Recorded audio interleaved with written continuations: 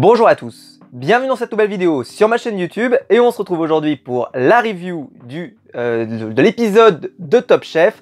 Review qui arrive avec un petit peu de retard mais je suis un peu débordé en ce moment donc j'ai un petit peu de mal à pouvoir tourner dans les temps que je m'impose. Mais en tout cas j'essaye de tenir le rythme. Alors épisode, si vous aimez Top Chef, comme moi, je pense que vous vous êtes régalés. Je pense que vous avez dû passer une excellente soirée parce que c'était vraiment un sublime épisode de Top Chef.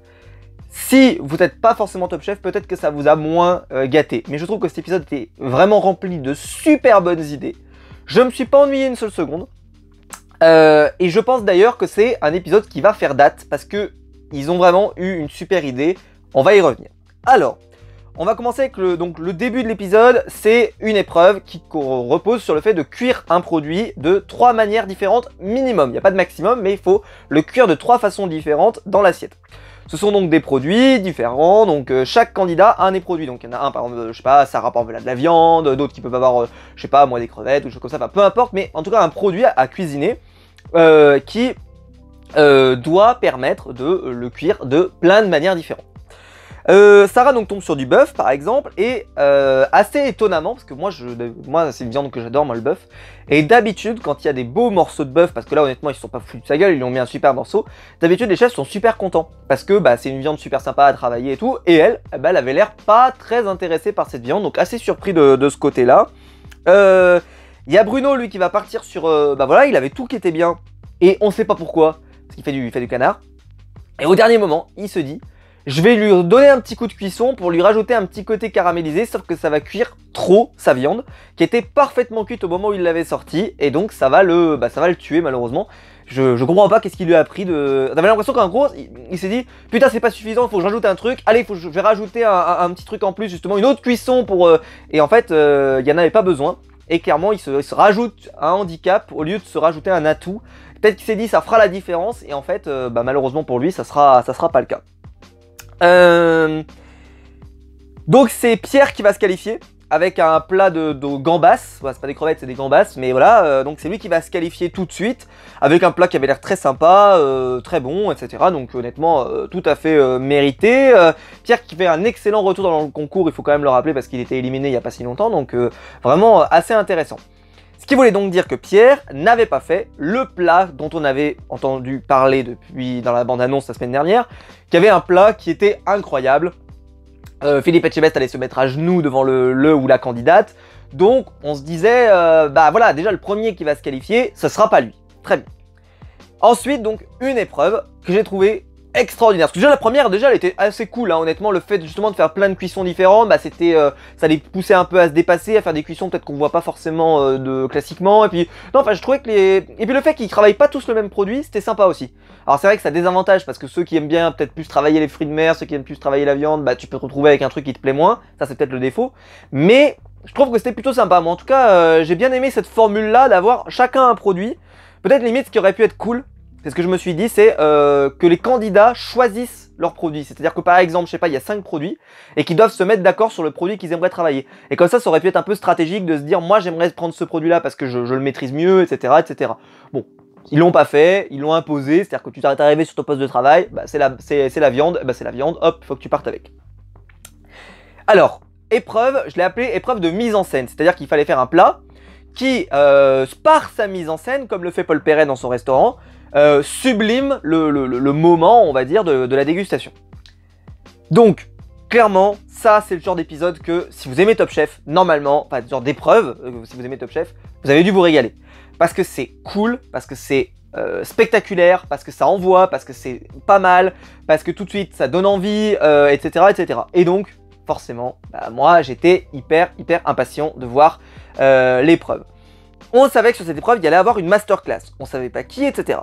Mais ce qu'on nous avait pas dit, c'est qu'en plus, ils allaient faire revenir d'anciens chefs des épisodes précédents qui avaient choisi un candidat qu'ils pensaient voir gagner et revenir pour le soutenir et l'aider, puisque les chefs ne peuvent pas assister aux préparations pour ne pas être influencés lors de la dégustation. Et j'ai trouvé l'idée géniale. J'ai trouvé l'idée géniale. Mais comment ça se fait qu'ils n'ont pas eu l'idée avant? Mais vraiment. Et alors là, en plus, on a été gâtés. Pierre Gagnère qui vient, mais Pierre Gagnère... Alors moi j'adore Pierre Gagnère de base, hein, vraiment je l'idolâtre de façon incroyable, parce que je trouve qu'à la télévision il passe extrêmement bien. Et en fait, ce qui est bien, c'est qu'ils ont fait une sorte de suspense de qui va venir. Donc par exemple Sarah, elle attend, elle dit mais qui c'est qui va venir pour moi? Et là c'est Glenn Viel qui arrive. Super, j'ai adoré son passage dans l'émission, il était incroyable, j'étais super content de le revoir. De toute façon tous les chefs qui sont revenus étaient plutôt des très bons clients, donc il n'y a pas de souci. Et là, il y a Mohamed qui comme ça un peu, il m'a fait mourir de rire Mohamed. Il me fait, je sais pas qui c'est qui va venir pour moi, qui j'ai pu marquer comme ça. Et là t'as Pierre Gagnère, qui est un peu un pape de la cuisine, un peu dans cette émission Top Chef, il a vraiment un statut particulier. T'as Mohamed, il est limite sous le choc quoi. Il fait, t'as vu Pierre Gagnère, il pense que c'est moi qui va gagner. Alors, je suis hyper fan de Mohamed, hein, vous le savez, personnellement, moi je veux une finale Mohamed-Mathias, c'est mon objectif de vie, je veux Mohamed contre Mathias en finale, ça serait mon rêve absolu, parce que je pense qu'on se régalerait. Et bah là, Mohamed, quand je l'ai vu arriver sur Pierre Gagnère, j'ai dit mais waouh, ça va être, ça c'était la Dream Team absolue. Bon, ça va pas forcément payer, mais honnêtement sur le papier c'était une Dream Team géniale. Lui, Mathias, il avait Pascal Barbeau, et Bruno, lui, il avait Armand Donquel. Donc hyper bien. Et donc là, c'était le concept de la mise en scène, etc. Et c'était hyper bien, parce que justement, les chefs qu'ils ont choisis pour le retour, bah, c'était des chefs qui étaient plutôt des bons clients. Alors peut-être que Pascal est peut-être pas le meilleur client par rapport aux autres, dans l'absolu, mais Glenn Viel, c'était génial, voilà, enfin tout le monde, Pierre Gagnère, c'était super. Je vais vous expliquer parce que j'ai pris pas mal de notes. Alors, donc Sarah, elle va faire un plat, elle, sur une sorte de thème de la forêt, sur le chevreuil et tout. Je vous le cache pas, c'était pas le plat qui me faisait le plus rêver sur le papier. Je me disais, tiens, est-ce que c'est vraiment spectaculaire? J'avais l'impression qu'elle était pas vraiment dans le thème. Le plat devait être excellent, ceci dit, mais je sais pas, je le trouvais pas, en termes de mise en scène, j'avais pas l'impression que c'était aussi ouf que ce qu'ont fait les autres, en termes de réflexion et tout. Pourtant, elle va être deuxième, donc c'est elle qui va, donc elle va se qualifier, puisque les deux premiers étaient qualifiés, et les deux autres allaient dans la dernière chance. Donc plutôt sympa, mais voilà, je sais pas, c'était pas le plat qui me branchait le plus, ou en tout cas je me disais, tiens, c'est la créativité absolue, etc. Non, pas tellement. Je me garde Mathias pour après. Lui, Bruno, il va faire un plat.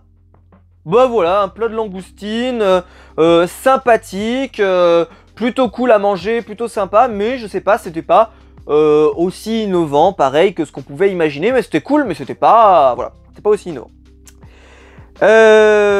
Et celui qui me faisait le plus rêver dans toutes les propositions qui étaient faites, c'était Mohamed.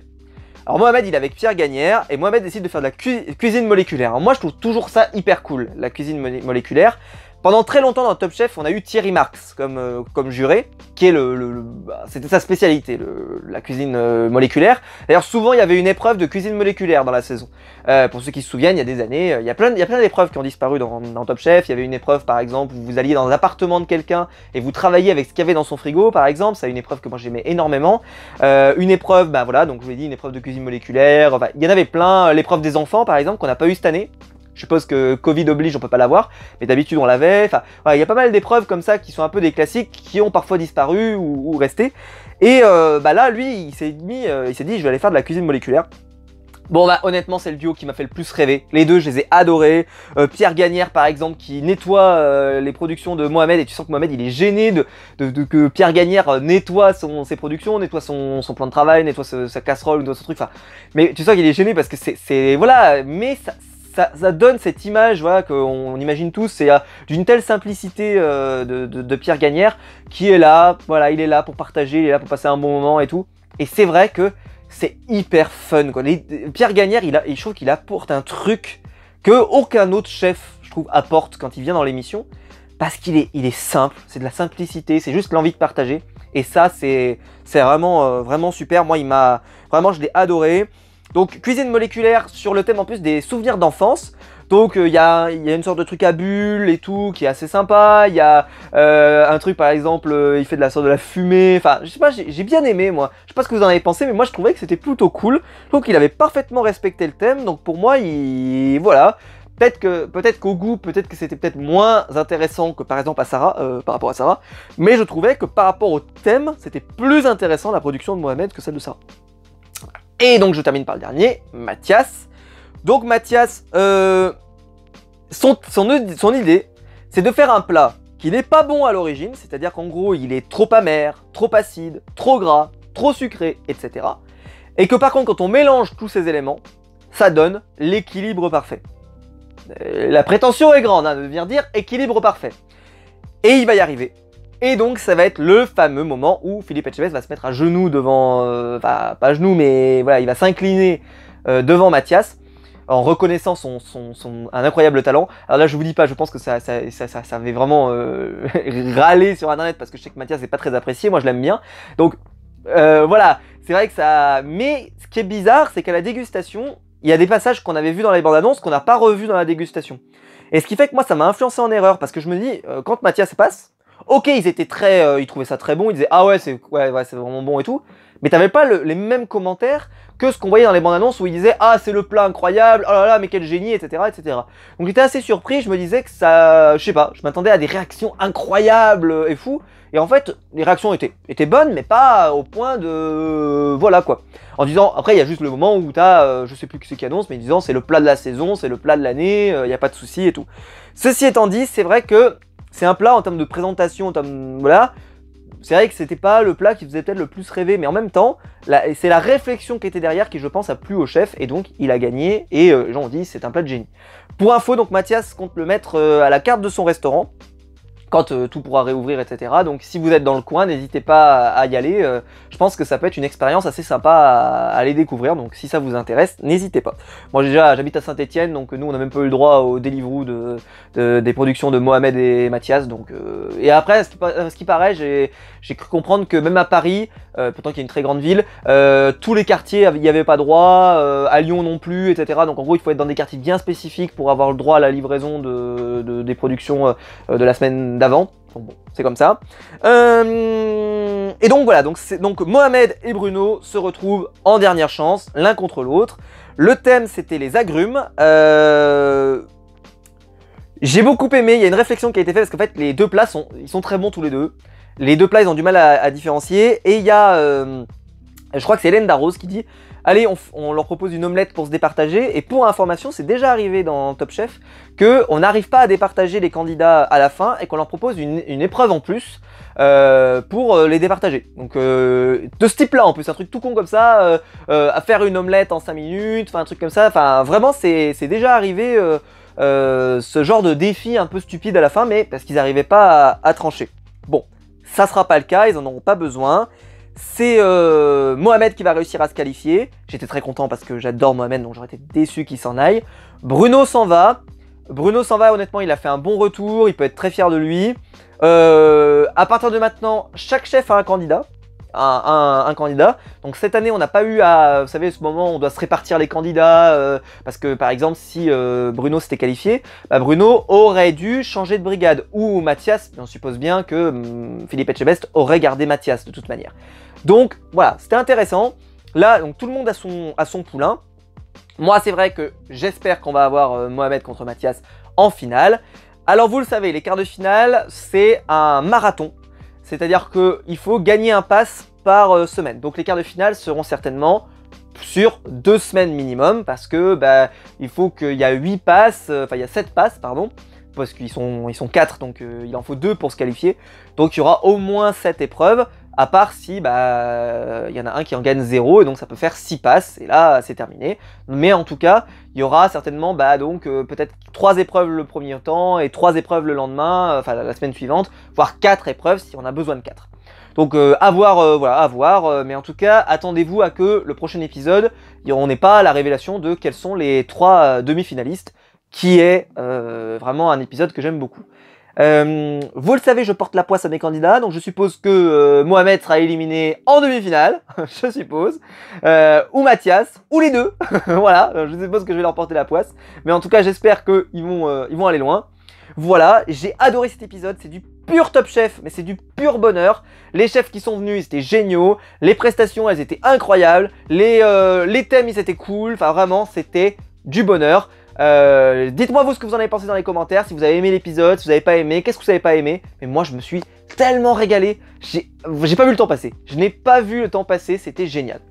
Voilà, n'hésitez pas à liker la vidéo, à vous abonner, à la partager sur les réseaux sociaux. Il y a le bouton rejoindre juste en dessous pour devenir un membre soutien et je vous en remercie. Et quant à nous, on se retrouve très vite pour une nouvelle vidéo sur ma chaîne YouTube. Ciao!